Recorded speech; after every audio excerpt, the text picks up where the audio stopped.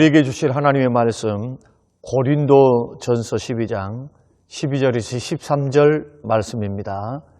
몸은 하나인데 많은 지체가 있고 몸의 지체가 많으나 한 몸임과 같이 그리스도도 그러하니라.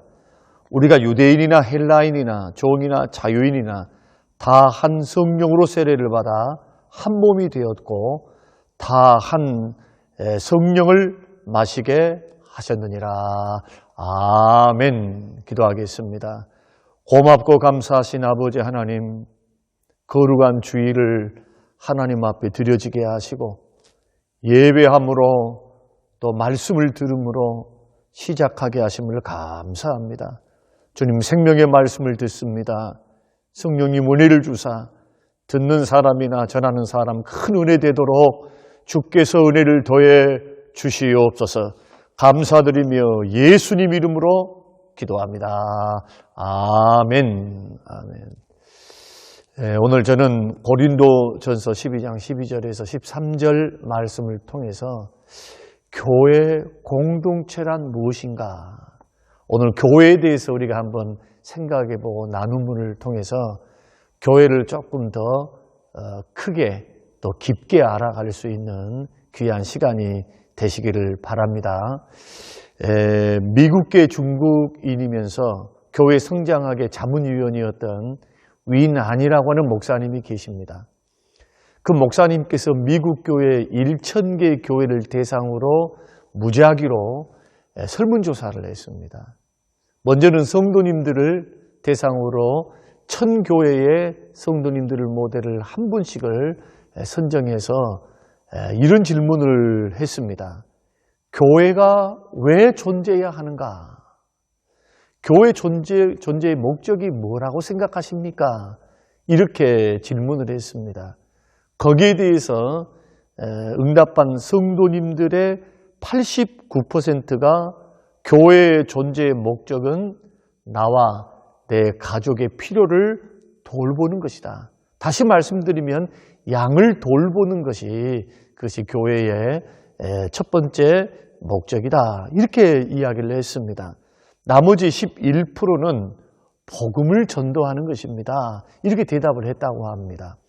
그리고 똑같은 질문을 목회자들에게 해봤습니다. 그랬더니 목사님들 중에 90%는 교회의 존재의 목적이 복음 전도다.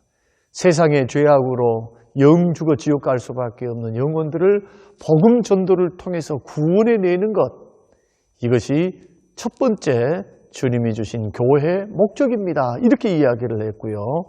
나머지 10% 목사님만이 교회 안에 있는 교인들을 돌보는 것, 필요를 채워주는 것, 양육하는 것, 이런 것이 교회의 목적이다. 이렇게 생각을 했습니다. 대답을 했습니다. 그러니까 교회에 대한 의미는 비슷해요. 또 알고 있는 것도 비슷비슷합니다. 그러나 교회란 뭐냐, 교회 존재가 뭐냐라고 할 때 이렇게 상반된 다른 생각을 할 수가 있다는 것을 우리가 알 수가 있습니다. 그러므로 우리가 성경이 말하는 교회 공동체가 뭘까? 그리고 이 교회 공동체를 우리가 어떻게 이해하느냐에 따라서 신앙의 모습이 달라집니다.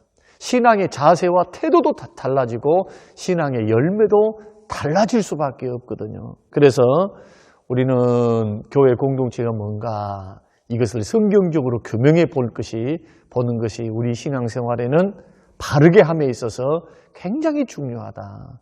어떤 사람들은 동창회 수준으로 생각하시는 분도 있고요. 친목단체로 생각하시는 분들도 있습니다. 없지는 않아요. 많지는 않지만은 그런 분들도 계시기도 합니다. 그래서 우리는 더더욱 교회란 뭐냐, 교회 공동체를 생각해 보는데 성경이 말씀하시는 교회 공동체의 특징이 4가지가 있습니다. 첫째는 뭐냐 하면은 이 교회 공동체의 특징은 고백 공동체라는 것입니다. 고백 공동체다. 이것을 여러분 잊어버리시면 안 됩니다. 그러니까 고백 공동체라고 하는 것은 같은 신앙을 고백하는 사람들의 모임이다. 그런 말씀입니다. 그러면 어떤 고백인가? 마태복음 16장 13절 베드로의 고백. 주는 그리스도시요 살아계신 하나님의 아들이십니다 라고 하는 예수님께서 너희는 나를 누구라 하느냐라고 질문하셨을 때 베드로가 고백을 했거든요.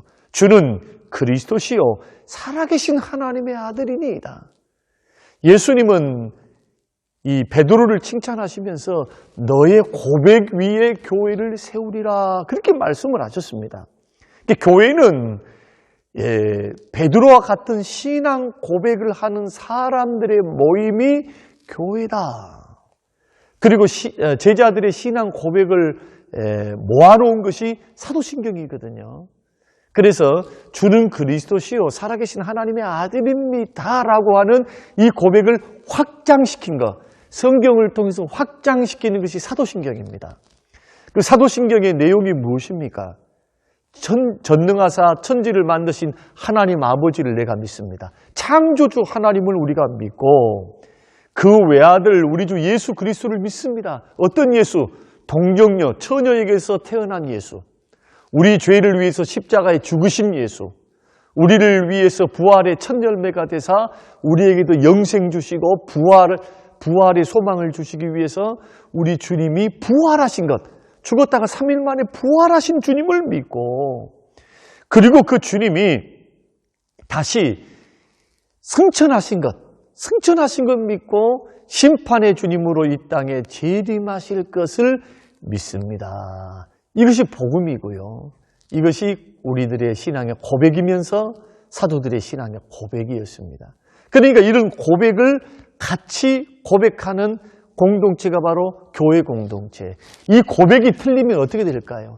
이 신앙의 고백이 틀리면은 바른 교회도 아니고 그것을 가리켜 아무리 믿는다고 모여있다 할지라도 참된 교회는 될 수 없고 신앙 공동체, 교회 공동체가 될 수가 없다. 그러므로 고백이 먼저는 중요하다는 것입니다. 두 번째, 같은 신앙을 고백하는 사람들이 가장 먼저 해야 될 것이 뭐냐 하면은 바로 하나님께 예배하는 것입니다.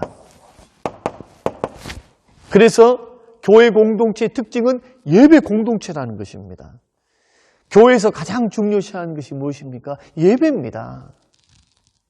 우리는 매주일 공식적으로 3번의 예배를 드리죠. 주일 오전, 주일 저녁, 그리고 3일 밤 예배. 거기에다가 금요 철야 예배가 있고 또 순 예배가 있고 새벽 예배가 있고 그리고 또 여러분 모든 우리 신앙생활의 전반사가 예배로 출발합니다. 이사했다, 이사 예배, 개업했다, 개업 예배, 체육대회를 해도 먼저 예배를 합니다. 결혼할 때도, 애가 태어날 때도, 또 100일이 되었을 때도, 또 심지어는 돌아가셨을 때도 천국 환송 예배를 하나님 앞에 드림으로 모든 장례 일정을 시작했다가 마치게 됩니다. 교회는 예배 공동체입니다. 왜 그러냐 하면은 하나님께서 구원받은 하나님의 자녀들을 향하여 요구하심도 그렇지만은 그 구원하신 하나님께 영광을 돌려드릴 수 있는 최고의 방법이 예배입니다. 이 예배를 하나님은 통해서 영광도 받으시고 하나님이 이 예배를 기뻐하십니다. 하나님이 기뻐하세요. 그래서 하나님을 향하여 공동체가, 교회 고백하는 공동체가 가장 우선적으로 해야 될 최고의 섬김이 바로 예배다. 여러분 효도할 때 효도한다는 게 무엇인가요? 부모님을 즐겁게 해드리고 기쁘게 해드리는 게 효도입니다. 마찬가지로 하나님을 기쁘게 해드리고 즐겁게 해드리는 것이 바로 예배입니다. 근데 이 예배는 하나님께 영광만 돌려드리는 것이 아니고 이 예배를 통해서 하나님은 뭘 주시느냐? 은혜도 주십니다. 소망도 주십니다. 하나님이 힘도 주십니다. 그 하나님이 우리에게 만족과 기쁨도 주십니다. 참 놀랍지요? 은혜도 주시고 예배 때에 소망도 주시고 예배 때에 힘도 주시고 예배 때에 기쁨도 주시고 예배 때 무엇도 주시느냐? 마음에 평안도 주셔요. 그러므로 예배는 우리의 신앙생활을 건강하게 만드는 가장 중요한 요소가 바로 예배다. 여러분 한번 가만 주변에 있는 분들을 한번 살펴보시기 바랍니다. 예배 생활 잘하는 사람들이 신앙이 안 좋으신 분들을 봤습니까? 예배 생활 충실히 한 사람들이요, 믿음도 듬직합니다.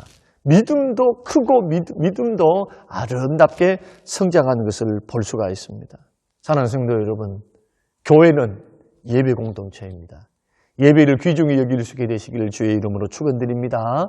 세 번째는 이런 교회 공동체가 하나님을 향해서 드리는 큰 사명이 예배라면 세상을 향하여 우리가 가져야 될 가장 큰 사명이 뭐냐면 바로 세 번째로 전도입니다.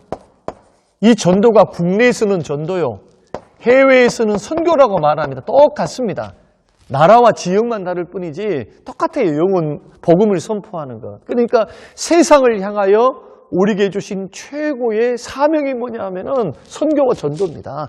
예수님도, 예수 그리스도도 이 땅에 오신 목적이 전도였습니다. 나는 전도하러 왔다. 나는 죽으러 왔다. 전도하러 왔다. 그렇게 말씀하시죠. 그리고 예수님께서 마지막 대사명을 주십니다. 승천하시기 바로 전에 땅끝까지 뭐하라? 복음을 증거하라. 복음을 증거하라.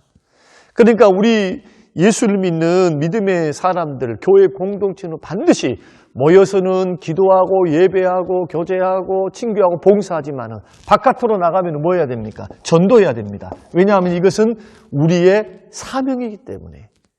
교회가 모든 행사를 뭘로 마무리를 짓습니까?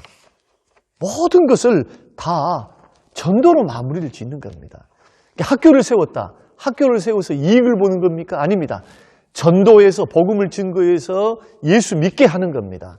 고아원을 세웠다. 고아원 어린 아이들을 선행만 합니까? 아닙니다. 선행이 목적이 아니라 그 선행을 통해서 예수 증거하는 것.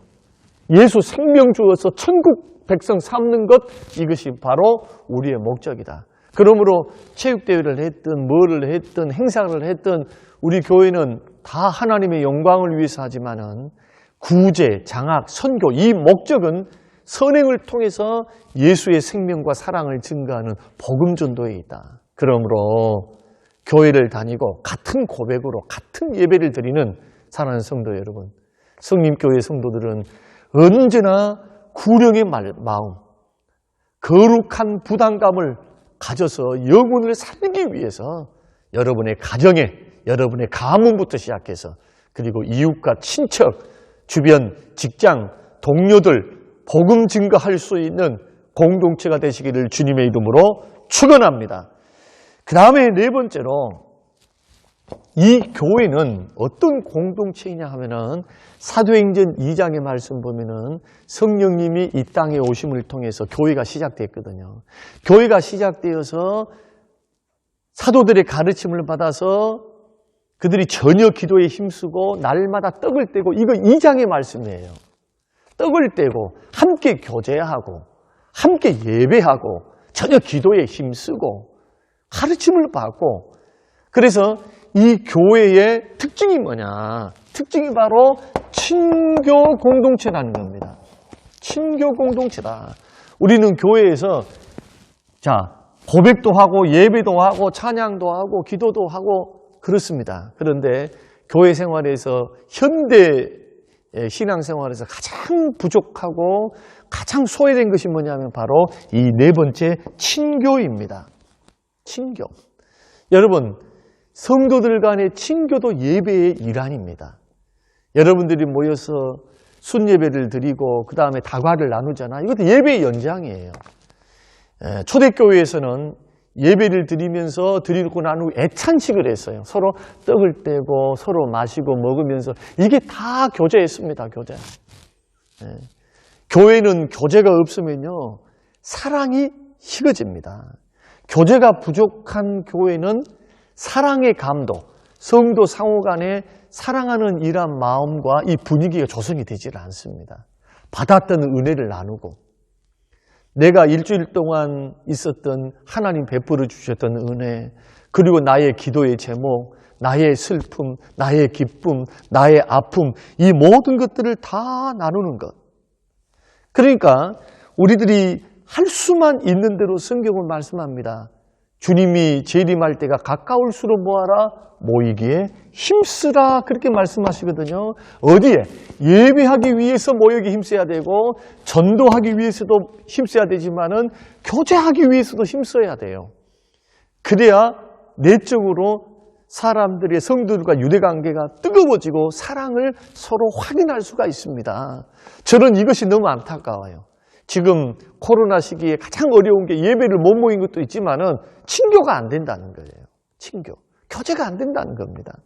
여러분, 교제가 회복되시기를 주의 이름으로 축원드립니다. 가족 안에, 순 안에, 교회, 여러분 특별히 위원회 안에서 그리고 봉사단체 안에서 여러분이 속해 있는 기관 안에서 교제가 일어나야 된다. 먹는 교제, 나누는 교제, 말씀 나누는 교제, 서로 기도하는 교제 좋습니다. 마음과 마음을 같이 나누는 친교가 있게 되시기를 주님의 이름으로 축원드립니다. 그래서 이 친교 공동체가 되었다라고 하는 것은 결국 무엇이란 뜻이냐 하면은 에베소서 말씀이 우리에게 말씀하고 있는 것처럼 너희는 남이 아니고 이방인이 아니고 다 하나님의 권속이다. 권속이라는 말은 가족이라는 뜻입니다. 가족. 다 우리는 하나님의 가족이다. 그러니까 이 교회 공동체는 혈연을 뛰어넘지요. 나이도 틀리죠. 그리고 또 배경도 틀리지요. 성격도 다르지요. 다 달라요. 그런데 뭐 때문에 한 가족입니까? 오늘 고린도전서 12장 13절 말씀 보면은 이렇게 말씀하고 있습니다. 우리가 유대인이나 헬라인이나 종이나 자유자나 다 한 성령으로 세례를 받아 한 몸이 되었고 또 다 한 성령으로 마시게 하셨느니라. 그러므로 교회 공동체는 가족 공동체입니다. 교회 공동체는 가족 공동체예요. 예수 그리스도 안에서 한 성령 안에서 우리 모두는 다 형제자매고 우리 모두는 다 가족들이다. 물론 부모 형제들 다 계시죠. 그러나 혈연을 뛰어넘는 놀라운 축복의 관계 그리고 이분들을 통해서 이 교회 공동체를 통해서 함께 어디도 갑니까? 천국도 갑니다. 여러분 이 교회 공동체 고백 공동체, 예배 공동체, 전도 공동체, 그리고 교제 공동체가 바로 오늘 성경이 말씀하고 있는 교회 공동체의 핵심인 줄로 알고 우리는 이 말씀에 우리들이 확고히 알아서 신앙생활을 건강하게 가져갈 수 있는 모든 우리 성림교회의 우리 모든 성도님들이 되시기를 주의 이름으로 축원합니다. 그러면 이런 예배, 그 다음에 고백, 전도, 친교 공동체가 교회 안에서 친교하고 교제하고 사랑을 나누기 위해서 자, 어떤 공동체의 모습을 가져야 할까? 더 뜨거운 친교가 되고 더 은혜로운 예배가 되고 이러기 위해서 우리가 해야 될 것이 4가지가 있는데 첫째로 교회 안에서 성도들 안에서 제일 잘해야 될 게 뭐냐 하면은 격려하고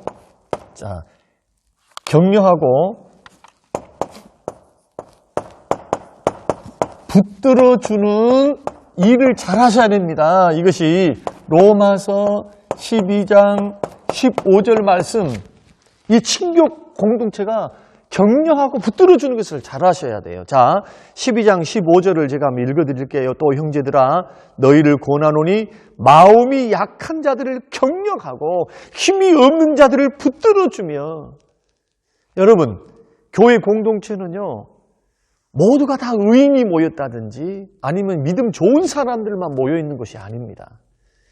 신앙 공동체 안에는요 믿음이 연약한 분도 있고 또 믿음이 안 자란 분도 있고 이제 시작하신 분도 있고 또 믿음이 장성해서 성숙한 어른들도 있습니다. 그런데 어른이 믿음이 약한 사람들의 믿음을 평가하고 판단하면서 자, 손가락질하고 지적질을 하게 된다고 생각 한번 해보십시오. 이것은 성경이 말하는 교회 공동체 아닙니다. 친교 공동체 아닙니다. 이렇게 판단하고 믿음과 신앙도 판단하고 약함도 판단하게 되어져 버리면은 이 약한 사람들이 교회에서 떠날 확률이 많습니다. 상처받을 확률이 많습니다. 교회는 그런 것이 아닙니다. 아무리 신앙의 연조가 30년 되고 40년 되고 목사라 할지라도 언제나 믿음이 약하거나 아니면은 마음이 약하거나 또 힘이 없는 사람들을 향하여 언제나 격려해주고 그리고 믿음이 연약한 사람들의 믿음을 담당해주고 붙들어줘야 돼요. 믿음 없다고 의심한다고 막 제껴놓고 아니면은 막 정죄를 하고 여러분 믿음이 없다고 특별히 제가 부탁드리고 싶은 것은 여러분 믿음의 자녀들이 있죠. 교회 나오는 자녀들.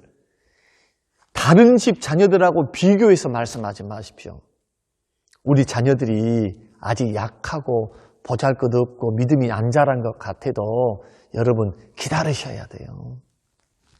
그 아이들에게 상처를 주면서 자꾸 비교하고 자꾸 질책하고 자꾸 잔소리하게 되면 애들이 같은 교회 다니기 싫어합니다. 여러분 그러시면 안 됩니다.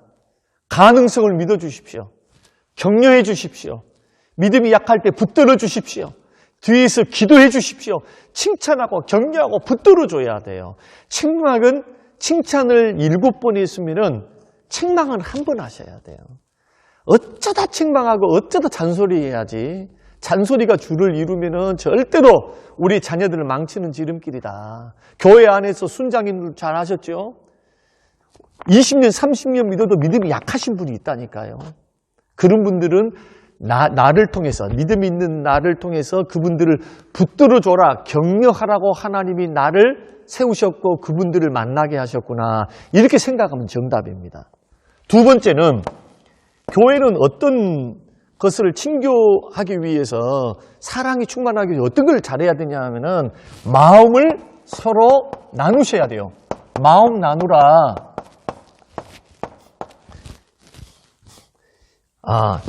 이 첫 번째가 죄송합니다. 첫 번째가 데살로니가전서 5장 14절입니다. 5장 14절이고요. 두 번째가 로마서 12장 15절. 자, 로마서 12장 15절에 보면은 즐거워하는 자들과 함께 즐거워하고 우는 자들과 함께 울라고 말씀하셨습니다. 여러분 이것은 마음을 같이 하는 겁니다. 교회에서 막 양파 껍질 벗기듯이 꽁꽁 싸듯이 쌓여 있는 분들은 좀 곤란해요. 마음의 문을 완전 여는 게 필요하거든요. 마음의 문을 열기 위해서 제일 잘해야 될 것이 뭐냐 하면은 형제들이 잘 됐을 때, 형제들이 축복받았을 때 시기하지 말고 마음껏 칭찬해주고 마음껏 축복해주는 겁니다. 여러분 한국 사람들이 제일 못한 게 뭐냐 하면은 이 남이 잘 된 것은 잘 못해요. 그러니까 사돈이 돈을 사면 배가 아파요. 이걸 제일 못한다고요. 그래서 이 교회 형제들이 정말 축복받을 만한 일을 했고 복받을 만한 일들이 일어났다라고 한다면 마음껏 축복해주면 마음의 문이 열려요. 칭찬을 통해서 축복을 통해서 사람들의 마음이 열리게 됩니다.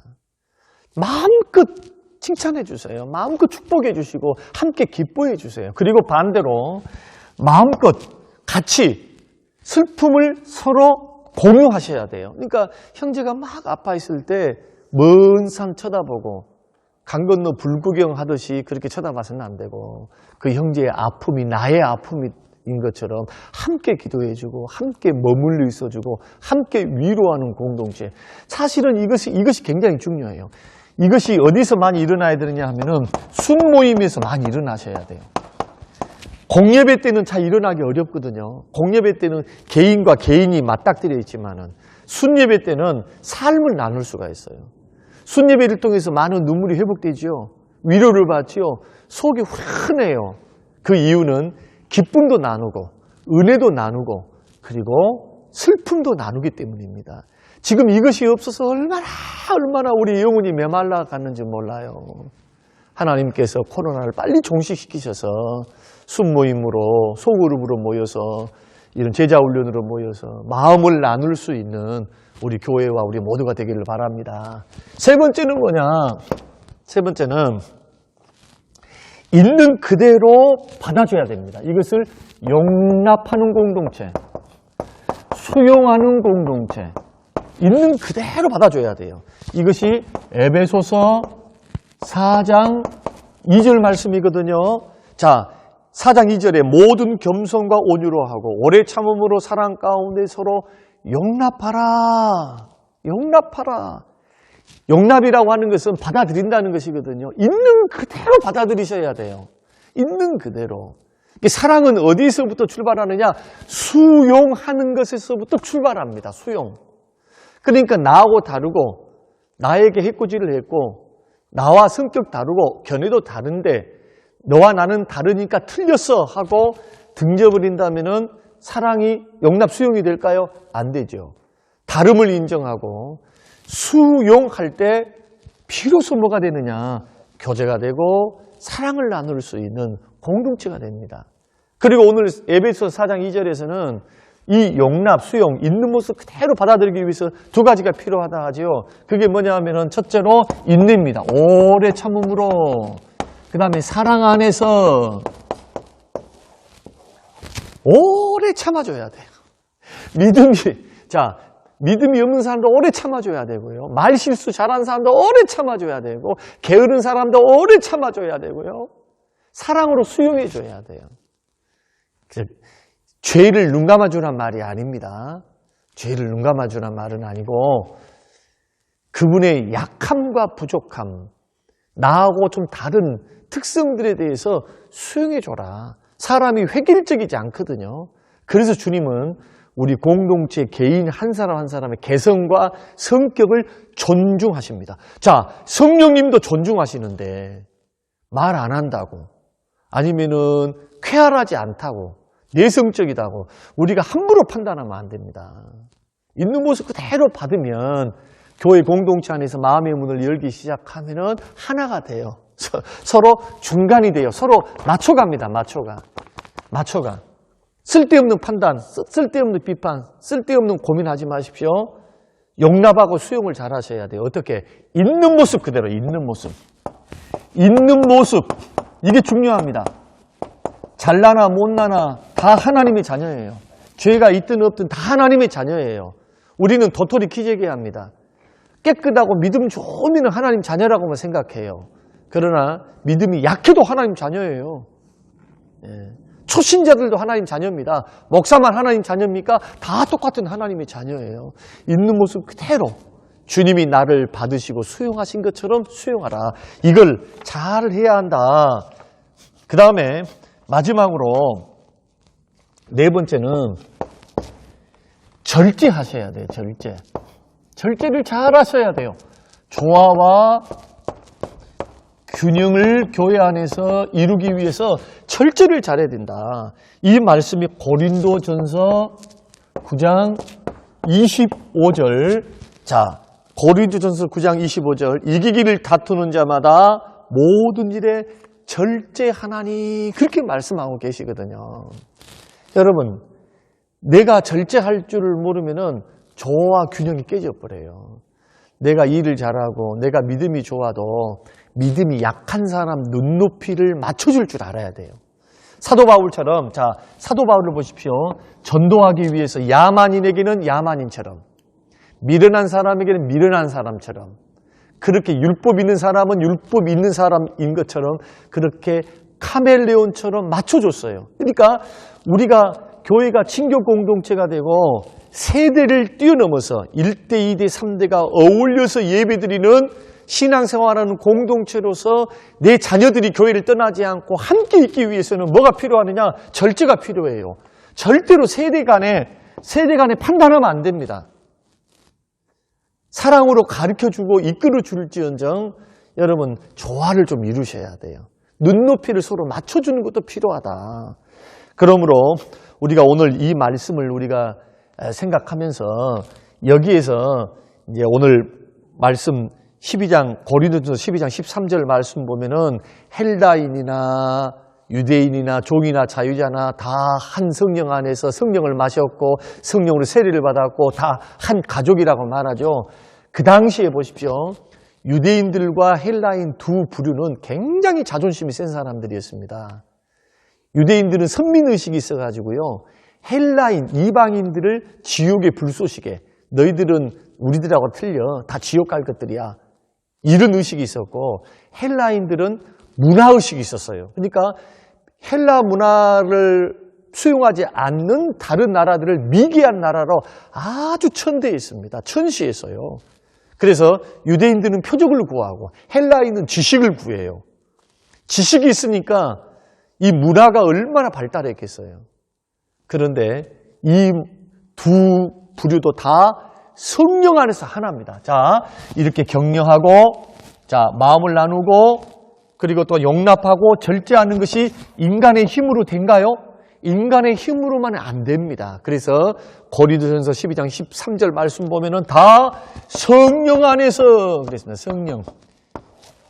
성령님의 충만한 은혜 안에서 나도 성령 충만, 여러분도 성령 충만하면은 우리가 이런 격려 공동체의 마음을 같이 하고 용납할 수 있고 절제할 수 있는 놀라운 축복을 받을 수 있다. 저는 지금까지 여러분이 갖고 있었던 교회에 대한 이미지와 생각을 성경을 통해서 약 8가지로 설명을 좀 드렸습니다. 사랑하는 성도 여러분, 여러분 교회 공동체를 오해하지 마시고 교회 공동체 한 가지만 알지 마시고 폭넓게 알아서 교회를 통해서 하나님께는 영광, 여러분 자신과 저에게 우리 모두에게는 은혜가 되는 사랑 공동체로 세워지는 우리 모든 성도님들이 되시기를 주님의 이름으로 축원합니다. 고마우신 아버지 하나님, 피값으로 산 몸된 교회를 가르쳐 주시오니 감사합니다. 주님이 교회를 위하여 목숨을 버리셨고 피를 흘리셨고 교회에는 친히 머리가 되셔서 하나님 보좌 우편에 계신 주님이 교회를 위해서 지금도 쉬지 않고 기도하시는 주님, 주의 눈과 사랑이 몸된 피값으로 산 교회에 있기에 주여 주님을 닮아 하나님의 교회를 뜨겁게 사랑함으로 섬기기를 원합니다. 주님 교회를 사랑하게 하여 주시옵소서. 주여 교회를 섬기게 하여 주시옵소서. 사도 바울처럼 그리스도의 남은 고난을 주의 몸된 교회를 위해서 쏟아부을 수 있는 영적 대장부들이, 영적 지도자들이 교회 안에 많이 일어나도록 복을 내리워 주시옵소서. 감사드리며 예수님 이름으로 기도합니다. 아멘.